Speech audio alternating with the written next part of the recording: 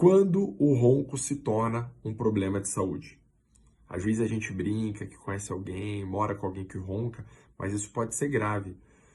Homens roncam mais que mulheres e quanto mais velho, maior é a chance de roncar. Então a incidência, né, do ronco, a prevalência do ronco é maior nas populações mais idosas.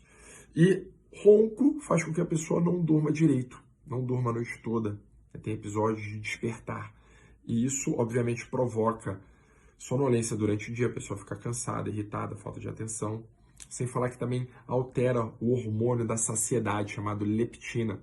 Então, essas pessoas podem engordar mais. E o ronco provoca períodos de apneia, onde não há respiração, não há fluxo de ar.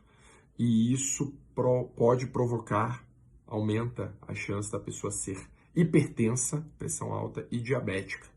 E pessoas que têm pressão alta e diabetes são pessoas que têm mais problemas no coração, problemas cardíacos, AVC, derrame.